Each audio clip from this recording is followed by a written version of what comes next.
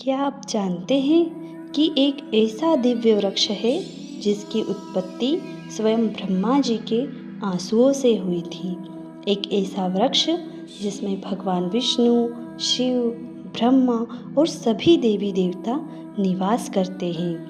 पौराणिक कथाओं में वर्णित है कि केवल इस वृक्ष के नीचे एक रात बिताने और अनजाने में भगवान की कथा सुनने मात्र से एक महापापी शिकारी का पूरा जीवन बदल गया।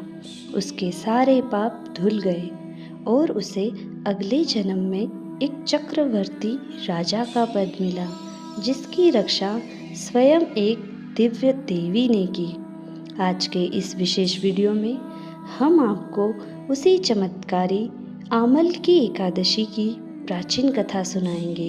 यह कथा न केवल आपके दुखों को दूर करेगी बल्कि आपको मोक्ष की राह भी दिखाएगी।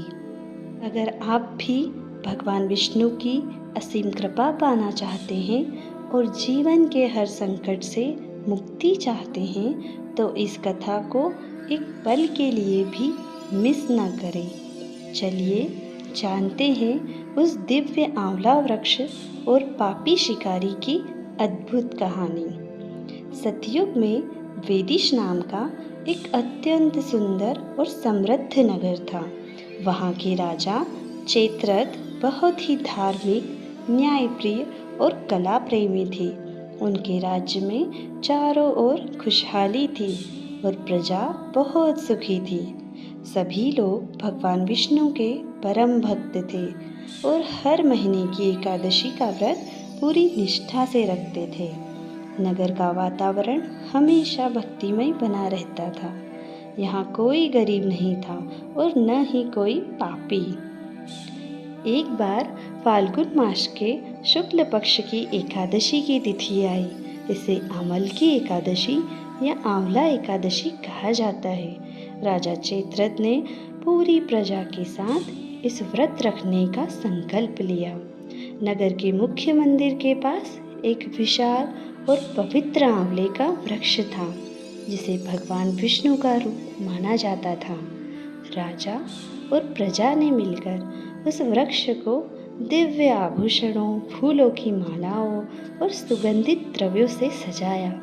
शाम को सभी लोग वहां इकट्ठा हुए और आंवले के वृक्ष की विधि विधान से पूजा करने लगे। पूजा और कीर्तन चल ही रहा था कि वहाँ एक भूखा प्यासा शिकारी आ गया। वह बहुत ही निर्दयी और पापी था। वह जंगल में शिकार करके अपना पेट पालता था। भूख के मारे उसके प्राण निकल रहे थे, लेकिन मंदिर में दियों की रोशनी और भक्तों की भीड़ देखकर वह रुक गया। वह एक खंबे के पीछे छिप गया और चुपचाप पूजा देखने लगा। उसने देखा कि कैसे राजा और प्रजा भगवान विष्णु के नामों का संकीर्तन कर रहे हैं, आंवला वृक्ष की परिक्रमा कर रहे हैं। शिकारी ने अनजाने में ही पूरी रात वहां बिता दी। उसने न कुछ खाया न सोया और पूरी रात भगवान की भक्ति और कथा सुनता रहा। हालांकि उसका मन पापी था, लेकिन उस पवित्र रात और एकादशी के जागरण का प्रभाव उस पर होने लगा था। सुबह होने पर शिकारी वहां से चला गया। कुछ समय बाद अपने पापों के कारण उसकी मृत्यु हो गई, लेकिन आमल की एकादशी के अनजाने में हुए व्रत और जागरण के प्रभाव से उसके सारे पाप नष्ट हो गए थे। उसका अगला जन्म एक महान और प्रतापी राजा के रूप में हुआ। वह राजा विदुरथ के नाम से जाना गया। वह बहुत ही वीर, धार्मिक और प्रजापालक था, बिल्कुल वैसे ही जैसे कि चेत्रथ राजा था। उसे अपने पूर्व जन्म की कोई याद नहीं थी, लेकिन भगवान की कृपा हमेशा उसके साथ थी। एक बार राजा विदुरथ जंगल में शिकार करने गए और रास्ता भटक गए। वह बहुत थक गए थे और एक आंवला वृक्ष के नीचे ही सो गए। तभी कुछ डाकुओं ने उन्हें घेर लिया और उन पर शस्त्र चलाने की कोशिश की। लेकिन भगवान की असीम कृपा से उनके शस्त्र राजा को स्पर्श भी नहीं कर पाए। जैसे ही डाकू राजा पर हमला करने वाले थे, उनके शरीर से एक दिव्य और शक्तिशाली देवी प्रकट हुई। उनके हाथों में दिव्य शस्त्र थे और उनका तेज करोड़ों सूर्यों के समान था। उन्होंने देखते ही देखते सभी डाकुओं का वध कर दिया।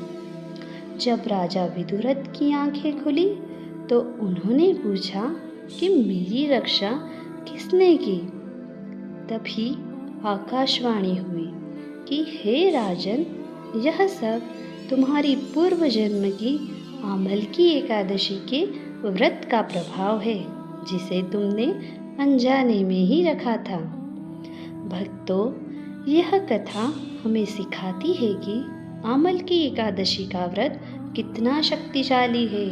शास्त्रों के अनुसार आंवले का वृक्ष भगवान विष्णु को अत्यंत प्रिय है, क्योंकि इसकी उत्पत्ति ब्रह्मा जी के आंसुओं से हुई थी। जो भी व्यक्ति इस दिन विधि विधान से पूजा करता है, उसे राजसूय यज्ञ का समान फल मिलता है। आशा है कि आपको यह कथा पसंद आई होगी। अगर आप भी भगवान विष्णु की कृपा पाना चाहते हैं और जीवन के हर संकट से मुक्ति चाहते हैं, तो इस कथा को एक पल के लिए भी मिस न करें। वीडियो को लाइक करें और कमेंट में जय श्री हरि जरूर लिखें। ऐसी ही और धार्मिक कहानियों के लिए हमारे चैनल को सब्सक्राइब करना ना भूलें। धन्यवाद।